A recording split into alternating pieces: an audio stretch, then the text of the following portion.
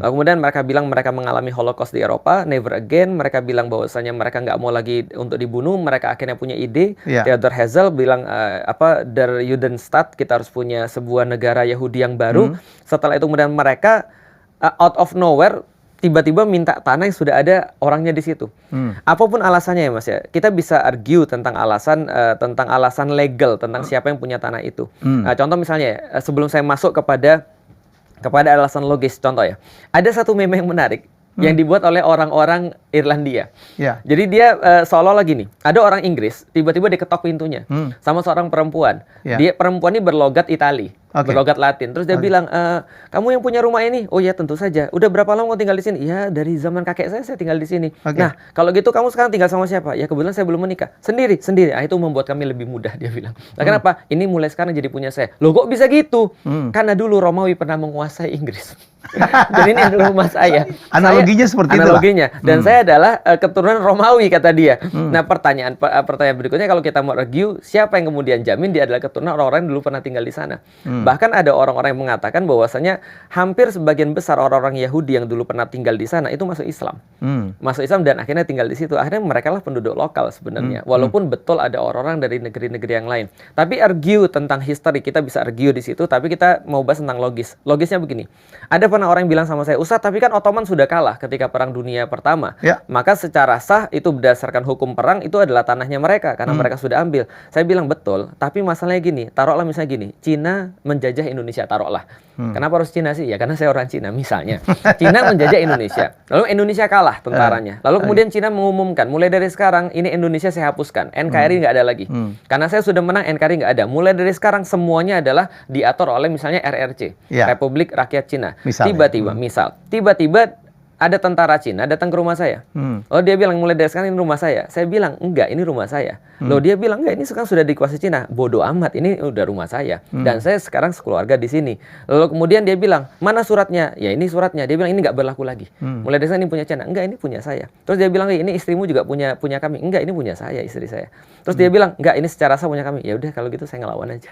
Itu sederhana. Begitulah analoginya. Ya, terus dia bilang, nah kalau gitu Ustaz, bagaimana dengan orang-orang Inggris yang sudah menguasai? Saya bilang, ya itulah namanya penjajahan.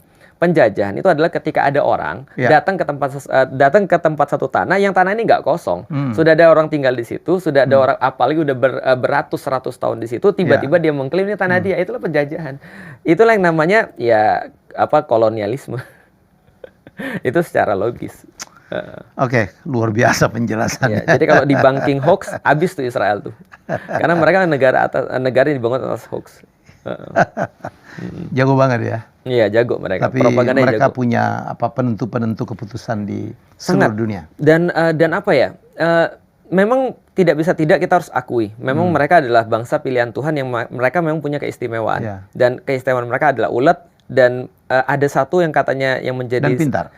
Pintar, tapi bukan itu kualitas terbaik. Kata orang kualitas terbaik Yahudi itu adalah mereka mampu merencanakan dalam jangka panjang dan istiqomah menjalankan rencana jangka panjang. Itu yang nggak dimiliki Indonesia. Kita sudah nggak mau rencana jangka panjang, menjalankannya diubah-ubah mulu. Pendek-pendek aja ya? Iya. Itu pun diubah-ubah mulu. Oke, kita balik ini. Satu yang saya pengen dapat penjelasan dari Ustadz Felix Yao. Dulu Islam itu kan luar biasa ya. Betul. Pusat ilmu pengetahuan, pusat penemuan, pusat peradaban. Semua ya. Saya ingat banget dulu ada satu gedung di Baghdad kalau nggak salah, Baitul Hikmah. Ya di mana seluruh seluruh negara apapun agamanya belajar di sini. Mungkin Ustadz Felix Yao bisa menggambarkan betapa hebatnya Baitul Hikmah. Iya. Jadi sebelum kita ke Baitul Hikmah, kita bisa untuk membahas dulu bahwasanya itu semua adalah akses daripada Islam, bukan akses. Akibat daripada bangkitnya Islam. Sedangkan penyebabnya itu adalah Al-Quran. Makanya di bulan Ramadan ini kan kenapa kita disuruh untuk benar-benar belajar dengan Al-Quran, karena Al-Quran adalah akses terhadap semuanya itu sebenarnya. Maka apa yang orang bilang tentang Al-Quran, mereka bilang gini, kalau andaikan engkau tidak bisa untuk mengetahui seperti apa mukjizatnya Al-Quran, tidak bisa merasakan, maka ada satu mukjizat Al-Quran yang semua orang harusnya paham dan semua orang harusnya mengakui, yaitu adalah apa? Kemampuan Al-Quran mengubah dunia. Jadi gini ya, andaikan satu buku itu, Mas Helmi nulis buku, aku nulis buku, Dan buku itu diukur keberhasilannya berdasarkan berapa banyak orang yang diubah dari buku itu. Maka Al-Quran adalah buku nomor 1. Juaranya. Kenapa? Karena dia mengubah sangat banyak sekali orang dalam level yang sangat masif, dengan luasan yang sangat besar sekali, dalam waktu singkat, dan hasilnya permanen. Ini Quran. Itu ngeri sekali. Makanya ketika orang lihat, misal ketika Rasul hidup itu, beliau berhadapan dengan 2 imperium besar. Imperium Romawi di sebelah barat dan Imperium Persia, kekisraan Persia di sebelah timur. Kekisraan Persia itu sudah 1200-an tahun. Romawi itu sudah 500-an tahun atau lebih, bahkan mungkin 700-an tahun. Pada saat Rasul 700-an tahun berarti Romawi. Tapi ternyata Imperium Persia yang 1200 tahun itu, 12 abad itu bisa ditutup oleh Islam dalam waktu kurang dari 30 tahun. Itu kan sangat luar biasa ya. Bisa mengungguli, bahkan kemudian menjadikan peradaban baru di Persia. Dan Romawi setengahnya ditutup di 1453 seperti yang Mas Helmi bahas. Itu kan Islam sangat luar biasa. Jadi dalam kurun waktu 100 tahun itu peradaban Islam itu sudah memimpin dunia, nggak perlu waktu lama. Kalau Persia memerlukan waktu beratus-ratus tahun, begitu juga dengan Romawi, maka Islam sangat besar. Kenapa? Karena dia diinspirasi oleh Al-Quran. Maka wajar aja ketika seorang penulis namanya Michael H. Hart itu mengatakan bahwasanya Muhammad adalah the most influential people on history Kenapa? Karena dikatakan bahwa dia mewariskan begitu banyak yang sampai sekarang masih dipakai oleh orang-orang. Nah, seperti apa yang kemudian dibawa oleh Islam? Yang dibawa adalah semangat liberasi. Jadi kalau misalnya ada satu teori yang mengatakan bahwasanya perubahan itu ada banyak, tergantung intensitas dan visi. Kalau misalnya contoh intensitasnya tinggi dan visinya tinggi, itu adalah liberasi. Kalau di bawahnya intensitasnya tinggi tapi visinya nggak ada, itu adalah revolusi. Maka Islam di atas revolusi. Liberasi, karena intensitasnya tinggi. Dan memberikan kebebasan? Dia memberikan kebebasan. Makanya ketika ditanya pada semua orang, mulai dari kepala tentara yang paling tinggi, panglima perang yang paling tinggi, sampai dengan ya kayak mungkin kapten lah ya. Ketika di Persia mereka ditanya, ya Rib ibn Amir tuh posisinya masih kapten kira-kira. Dan Khalid bin Walid pada saat itu sudah benar-benar panglima besar. Ketika mereka semua ditanya kenapa kamu datang ke sini? Yang kamu cari uang, yang kamu cari ketenaran, yang kamu cari apa sebenarnya? Kami bisa kasih pada kamu. Kami kasih tanpa kamu harus perang. Dia bilang enggak, kami datang ke sini untuk membebaskan manusia daripada penyembahan selain manusia kepada penyembahan membebaskan manusia daripada penyembahan terhadap manusia kepada penyembahan terhadap Allah. Nah, maka kita melihat penyembahan terhadap manusia itu adalah kezaliman.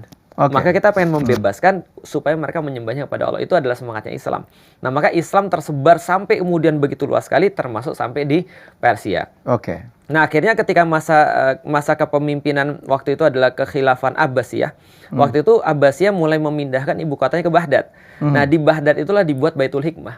Jadi sebuah perhatian yang sangat besar. Ada satu ceramah yang menarik, kalau nggak salah namanya Profesor Roy Cassandra atau Roy Cassandra kalau nggak salah. Dia pernah bahas bagaimana abainya orang-orang Kristen pada saat itu. Sekali lagi ini bukan menghina ataupun bukan, tapi kita menjelaskan dari sudut pandang sejarah. Bahwasanya sangat abainya orang-orang Kristen pada saat itu sampai mereka itu membunuhi orang-orang yang mereka perhatian pada agama karena konflik internal mereka. Jadi mereka dulu kan punya perpustakaan besar Alexandria. Nah, perpustakaan Alexandria ini besar sekali dan sangat bagus sekali, dan itu menjadi sebuah heritage lah untuk dunia yang memang nggak ada urusan dengan politik. Tapi ketika terjadi kasusnya ketika terjadi kasusnya perbedaan antara Arius dan Anastasius itu tahun 325 ketika dijadiin Yesus sebagai salah satu Tuhan daripada Tuhan yang tiga, itu kan jadi masalah. Karena kenapa? Karena semua yang tidak berkeyakinan yang sama akhirnya dibantai. Nah, termasuk perpustakaan di Alexandria itu dihabisin. Nah, maka pada saat itu justru Islam baru mulai untuk membangun satu peradaban besar yang berbasiskan knowledge juga. Nah, semua pengetahuan Yunani yang dulu kemudian diselamatkan di perpustakaan Alexandria itu dipindahkan ke dunia Islam, termasuk ke Baitul Hikmah di Baghdad. Legend mengatakan ada jutaan skrip di sana. Itu kan ya, yang ketika diserang sama pasukan Tartar itu dibuang ke Sungai Dajlah. Sungai Dajlah itu apa ya? Tigris atau Efrat, saya lupa nanti. Yang Mesopotamia lah ya. Mesopotamia, Efrat atau Tigris, tapi Dajlah nama bahasa Arabnya itu. Katanya airnya menghitam ya. Betul, airnya menghitam. Karena dan itu masuk akal sih. Sangat masuk akal. Kenapa? Karena ya saking banyaknya skrip itu yang kemudian dihilangkan. Dan kalau kita lihat, ya kalau kita nggak usah lihat bukunya, orang-orang bilang gini, orang-orang Arab atau orang Islam itu menamai langit-langit dengan nama-nama bahasa Arab. Makanya hampir semua bintang tuh diawali dengan Al. Aldebaran, Alkernar dan segala macam. Karena Al itu kan ya pertanda isim kan ya. Nah, jadi Al itu kan de kalau dalam bahasa Inggris. Nah, dan kemudian menamai binatang-binatang di daratan dan juga pepohonan dengan bahasa Arab juga. Dan mereka menghiasi kemudian peradaban-peradaban manusia dengan peradaban-peradaban yang baru. Maka dikatakan bahwasanya kehebatan orang-orang Islam itu karena mereka bisa berdiri di pundaknya orang-orang Yunani yang sudah mendahului keilmuan. Dan kita tidak mengatakan bahwasanya mereka itu sia-sia, tidak. Kita tidak membangun itu sendiri. Kita cuma melanjutkan apa yang sudah baik-baik di masa yang lalu. Maka semangat Islam itu nggak pernah menghancurkan. Semangat Islam itu liberasi. Yaitu adalah meliberasi manusia supaya dia benar-benar hidupnya baik. Nah, termasuk dalam bidang pengetahuan dia juga meliberasi.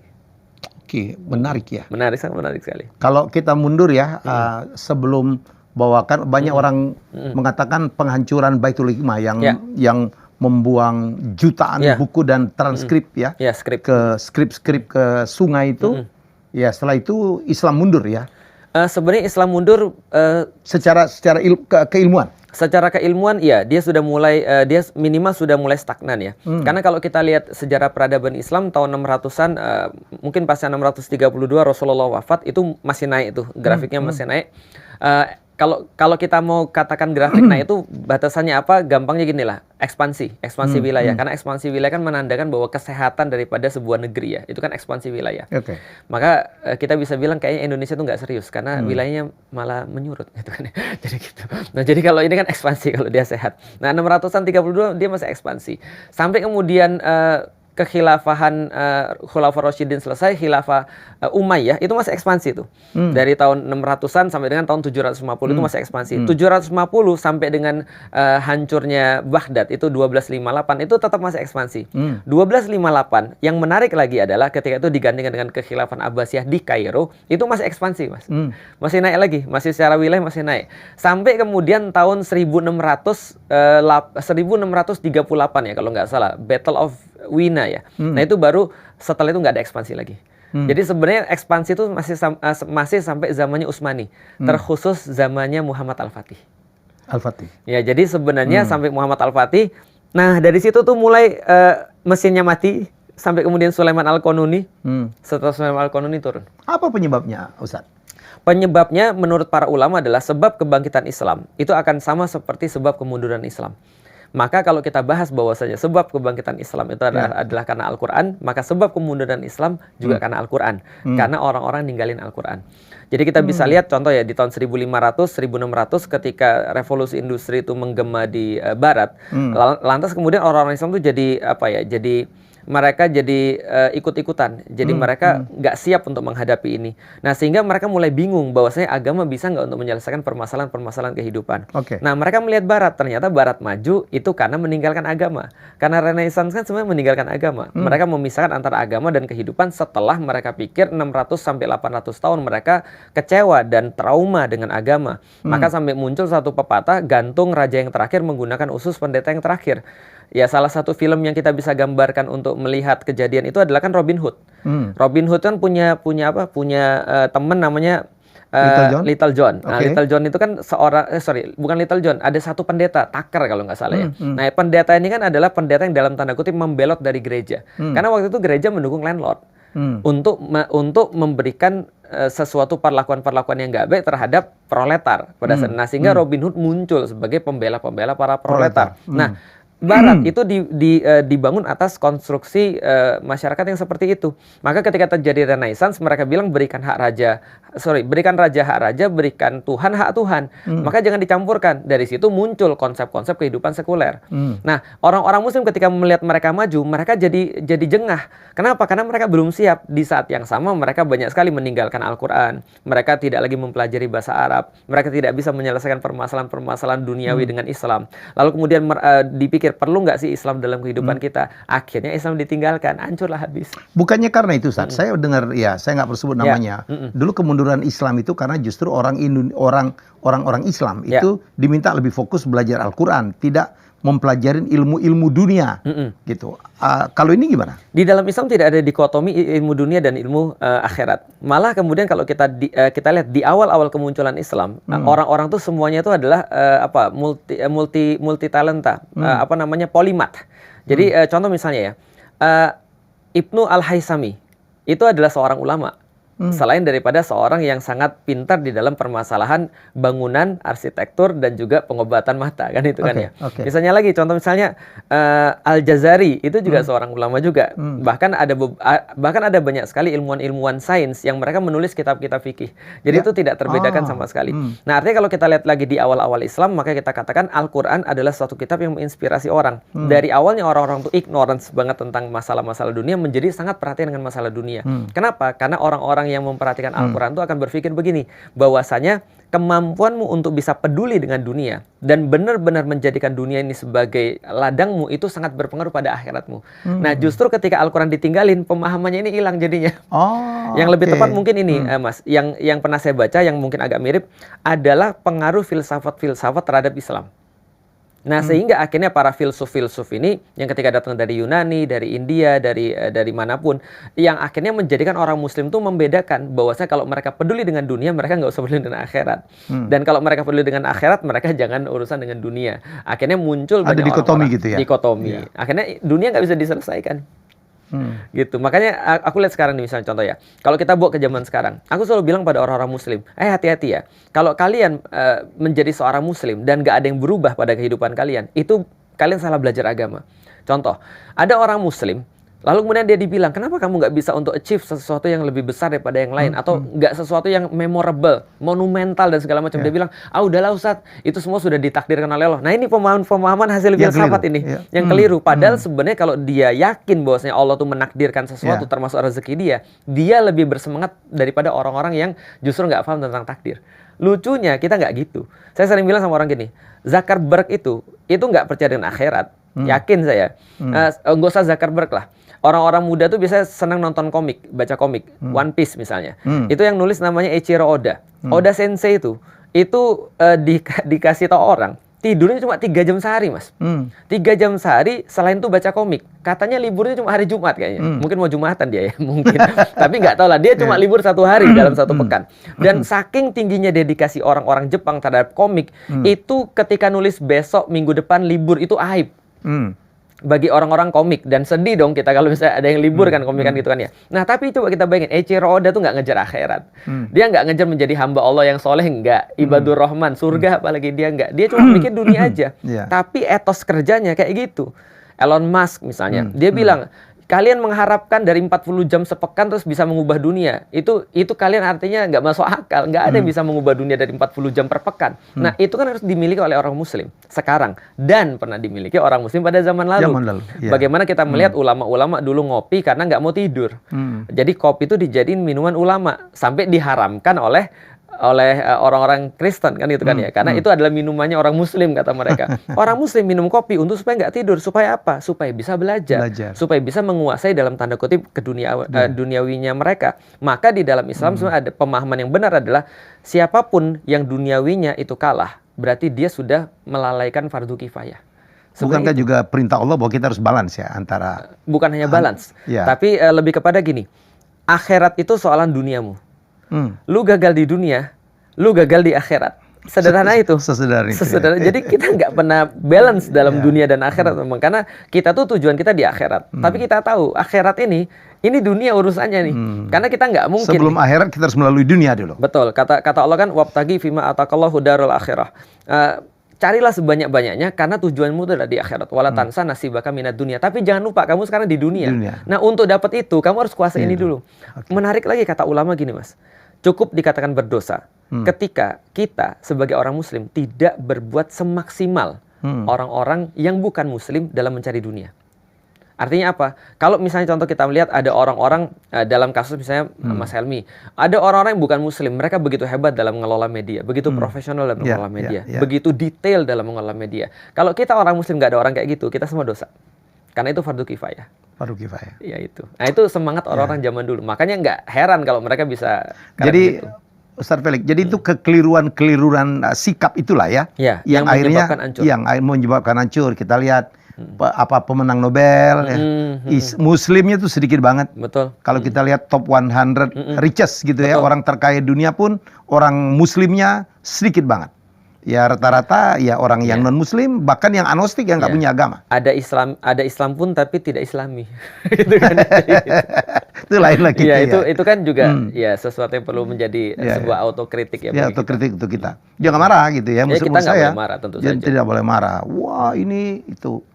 Jadi saya pernah dihajar juga nih. Saya kan ngangkap satu statement Bill Gates yang if you're born poor, that's not your mistake, but if you die poor, that's your mistake.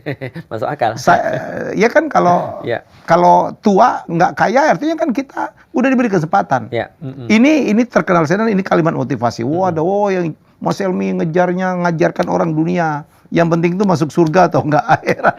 Benar sih, yang penting masuk surga, dan salah satu cara masuk surga itu ya dengan uang. Nah, salah satu ya, walaupun tidak semua. Nanti kita bisa posisikan uangnya itu di mana. Tapi yang jelas kalau kita mau simpulkan sebenarnya Islam bukan nggak pernah muncul. Islam bukan nggak pernah bangkit. Islam bangkit. Nah, karena Islam bangkit di zaman dulu sebenarnya sesederhana itu. Kita cuma tinggal melihat cara-cara di masa lalu, apa yang mereka lakukan, apa yang mereka bisa kemudian perbuat dan relatekan dengan kita, maka hasil yang sama akan kita dapat. Nah, untuk itulah kita belajar sejarah. Semoga kita cepat sadar ya. Harusnya sih sekarang udah waktunya. Apalagi kalau makanya saya mengundang Ustadz Felix Xiao untuk menggambarkan betapa hebatnya Islam di masa lalu. Bukan hanya adanya Baitul Hikmah, tetapi ada tokoh-tokoh penemu Al-Jabar, penemu algoritma, penemu kedokteran. Mungkin Ustadz Felix bisa menerangkan siapa-siapa tokoh-tokoh. Dia bilang, saya mimpi di dalam tidur saya sedang halqoh sama Syekh Ede-Bali. Nah, itu hebatnya Osman tuh. Dia mimpi aja masih ngaji. Kalau kita ngaji sampai tidur gitu kan. Jadi terima kasih sudah menonton Helmy Bicara. Jangan lupa untuk like, komen, share, dan subscribe.